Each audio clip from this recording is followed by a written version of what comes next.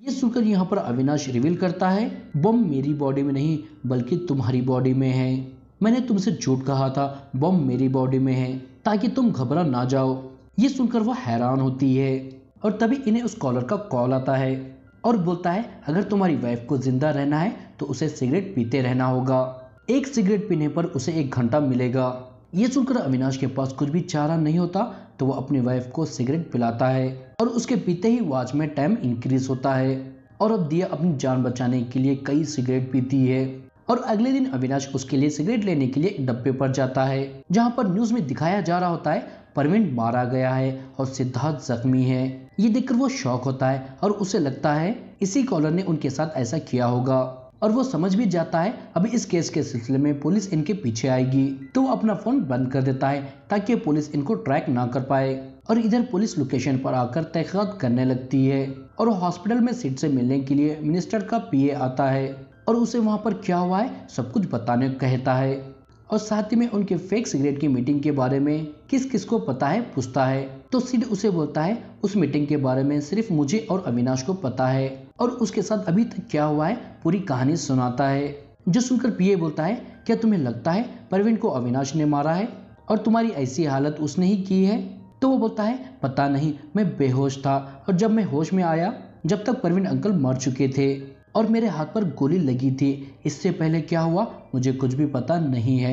ये सुनकर वो बोलता है, इस केस से हमारा राज बाहर आ सकता है, इसलिए हमें इस केस से सारे सबूत मिटाने होंगे और साथ ही में अविनाश और दिया को भी मरना होगा। और उसे पुलिस के सामने उनके बारे में कुछ भी बोलने से मना करता है क्योंकि वो उन्हें खुद ही संभाल लेगा। और इसके जाने के बाद यहाँ पर पुलिस आ जाती है तो सिड उन्हें पूरी सेम स्टोरी सुनाता है, लेकिन अविनाश और दिया की जगह पर तो मास्क मैन बोलता है, मतलब 2 मास्क मैन उसे किडनैप कर ले गए थे। और इधर ये दोनों डिसाइड करते हैं वो उन फैमिली से जाकर फिर से मिलेंगे और उनसे उस कॉलर के बारे में पता लगाएंगे। लेकिन यहाँ पर हम देखते हैं बहुत ज्यादा सिगरेट पीने की वजह से दिया की हालत खराब हो रही होती है और टाइम भी काफी कम ही बचा होता है, इसलिए अब ये दोनों जल्दी से उस फैमिली की तरफ निकलते हैं। और दिया रास्ते में अविनाश से पूछती है, तो बताओ और क्या क्या करवाया है उन्होंने तुम्हारे से? ये सुनकर वह उसे बताता है, हमने न्यू जनरेशन को कैच करने के लिए एक इलेक्ट्रिक सिगरेट बनाई थी क्योंकि हम चाहते थे कैसे भी उन्हें निकोटीन की आदत पड़े और वो हमारी मशीन खरीदे या हमारा सिगरेट खरीदे, जिससे हमारा बिजनेस और कई ज्यादा बढ़ सकता था। और ये लोग फ्री में कई बच्चों को इस मशीन को बांट देते हैं और धीरे धीरे सारे बच्चे इस मशीन से एडिक्ट हो जाते हैं और हर जगह इसे इस्तेमाल करने लगते हैं, जिसकी वजह से इनका बिजनेस और तेजी से बढ़ता है। और कहानी प्रेजेंट में आती है, ये लोग उस ओल्ड कपल के पास जाते हैं और इनसे उस कॉलर के बारे में पूछते हैं, लेकिन इन्हें कुछ भी पता नहीं होता उसके बारे में। तो अविनाश उनके पास से उनके बेटे की मेडिकल फाइल ले लेता है क्योंकि उसे लगता है हो ना वो कॉलर इन्हें जानने वाला ही है, शायद वो कोई डॉक्टर भी हो सकता है। और इधर पुलिस को सीट की सिक्योरिटी के जरिए पता चलता है सीट को एयरपोर्ट से पिक करने वाला कोई मास्क मैन नहीं बल्कि अविनाश और दिया थे।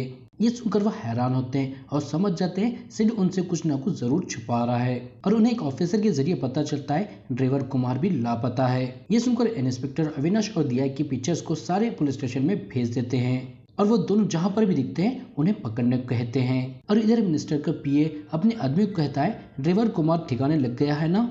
जो सुनकर उसका आदमी बोलता है हाँ। तो पीए उसे अविनाश और दिया को भी जल्द से जल्द ढूंढने को कहता है और मिलते ही उसे खबर देने को कहता है। और ये दोनों दूसरी फैमिली के पास जाकर उस कॉलर के बारे में पूछते हैं, लेकिन इन्हें भी उसके बारे में कुछ भी पता नहीं होता। तो ये लोग उसके भी हस्बैंड की मेडिकल रिपोर्ट ले लेते हैं और दोनों की रिपोर्ट को चेक करते हैं और इन्हें पता चलता है इन दोनों की मौत अविनाश की कंपनी के सिगरेट पीने की वजह से हुई है, जिससे दिया बहुत डिस्टर्ब हो जाती है, लेकिन अविनाश उसे संभाल लेता है।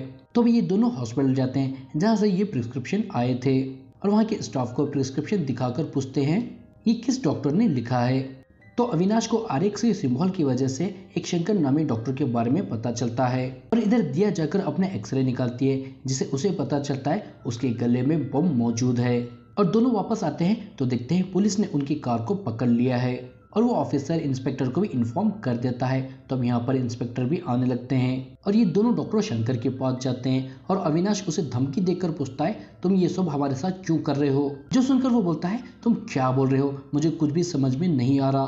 तो अविनाश उसे पूछता है, ये तुम्हारा ही प्रिस्क्रिप्शन है ना और ये तुमने ही लिखी है ना?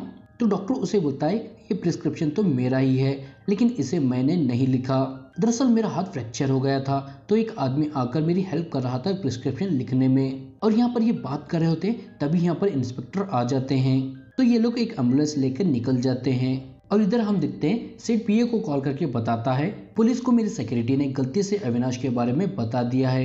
ये सुनकर पीए मिनिस्टर के पास जाता है और उनसे कमिश्नर को कॉल करा के इस केस को ही बंद करा देता है। और इधर दिया अविनाश को सच सच बताने को कहती है उसने जॉब से रिजाइन क्यों किया है। तो वो उसे बताता है जब मैं एक मीटिंग के लिए मैसूर जा रहा था तो मैंने रास्ते में देखा छोटे छोटे बच्चे हमारे ब्रांड के सिगरेट पी रहे होते हैं, और यहाँ तक कि स्कूल और कॉलेज के बच्चे भी इससे एडिक्ट हो गए होते हैं, जो मुझे बिल्कुल भी ठीक नहीं लगा। तो मैंने बोर्ड के मेंबर से इस बारे में बात की और हमारे ब्रांड को बच्चों को सेल करने के लिए मना किया, लेकिन कोई भी इससे राजी नहीं हुआ, जिससे मैं फ्रस्ट्रेट हो गया और मुझे अपने आप से घिन आने लगी। तो मैं सीट के पास जाकर अपना रिजाइन लेटर दे दिया, लेकिन वो नहीं चाहता था मैं कंपनी छोड़ूं, तो उसने मुझे कंपनी की तरफ से वेकेशन पर जाने को कहा। मतलब वो मुझे छोड़ना ही नहीं चाहता था। तो मैं चुपचाप वहां से आने लगा, तो उसने मुझे गिफ्ट के तौर पर अपनी कार दी। और अब यहाँ से कहानी प्रेजेंट में आती है। ये दोनों सत्या के पास आते हैं और अविनाश न्यूज में देखता है जहाँ पर बताया जा रहा होता है सिड के किडनैपर को पकड़ लिया गया है। उन्होंने फिरौती के लिए सिड को किडनैप किया था और इन्होंने प्रवीण को मारा है। ये देखकर वो हैरान होता है, लेकिन अविनाश गौर करता है वहाँ पर एक प्रेस कॉन्फ्रेंस का वीडियो दिखाया जा रहा था, जो देखकर वो सत्या को उसका फुल वीडियो दिखाने को कहता है। तो सत्या अपने लैपटॉप से उसे वीडियो दिखाता है जहाँ पर अविनाश बिजनेस के बारे में टिप्स दे रहा होता है। लेकिन तभी ऑडियंस में से एक आदमी उठकर उसे पूछता है क्या तुम सिगरेट पीते हो? तो अविनाश बोलता है नहीं। ये सुनकर वो बंदा बोलता है इंटरेस्टिंग, आप सिगरेट बेचते तो हो लेकिन पीते नहीं, ऐसा क्यों? अविनाश इसका कोई भी जवाब नहीं दे पाता। तो सीट संभालने के लिए आकर बोलता है a good cook never taste his own food. और यही लाइन उस कॉलर ने भी अविनाश को बोली थी। ये देखकर अविनाश समझ जाता है ये वही बंदा है। ये सब देखकर सत्या बोलता है क्या हो रहा है, मुझे कुछ भी समझ में नहीं आ रहा, तो तुम मुझे कुछ बताओगे? तो अविनाश उसे बोलता है यह बंदा दिया के गले में एक बम डाला है। दिया जब भी एक सिगरेट पीती है तो उसकी जिंदगी का 1 घंटा बढ़ता है, अगर वो नहीं पीगी तो वॉच में टाइम रुक जाएगा और दिया मारी जाएगी। और ये सब ये सवाल करने वाला बंदा ही कर रहा है। ये सब सुनकर दिया बहुत गुस्सा आती है और उन्हें बोलती है तुम लोग लोगों को मारकर पैसा कमाते हो और अब तुम लोगों की वजह से मैं मरने वाली हूँ। और वो बोलती है अब चाहे मेरी जान भी चली जाए मैं सिगरेट नहीं पीऊंगी। इतना बोलकर वो रोने लगती है, जो देखकर अविनाश उसे शांत करने लगता है। तभी उसे कॉलर का कॉल आता है और वो बोलता है मैं तुम्हें लोकेशन भेज रहा हूँ, आ जाओ मिलकर बात करते हैं। और वो लोकेशन भेज देता है और अब ये लोग वहाँ पर जाने लगते हैं। तभी पीए का एक आदमी उन्हें देख लेता है और पीए को कॉल करके बताता है। तो पीए उसे उनका पीछा करने को कहता है और ये लोग उस जगह पर पहुंच जाते हैं, लेकिन वहाँ पर कोई भी नहीं होता। तो अविनाश उसे कॉल करता है तो वो बोलता है मैं तुमसे बात करने के लिए यहाँ पर बुलाया था, मिलने के लिए नहीं। ये सुनकर अविनाश को बहुत गुस्सा आता है और उसे बोलता है तुम क्या चाहते हो? क्या तुम्हें मेरी कंपनी का सिगरेट पीने की वजह से कैंसर हुआ है जो तुम उसका बदला ले रहे हो मेरे से? ये सुनकर वो बोलता है मुझे सिगरेट पीकर मरने वालों से कोई भी हमदर्दी नहीं है, क्योंकि वो जानते हैं उन्हें सिगरेट पीने से क्या होगा। ये सुनकर अविनाश बोलता है फिर क्यों कर रहे हो तुम? तो वो बोलता है मैं एक सोल्जर हूँ और मैं लगभग 10 साल से टेररिस्टों को चुन चुन कर मारता हूँ। ये सुनकर अविनाश बोलता है ये सबसे हमारा क्या लेना देना है?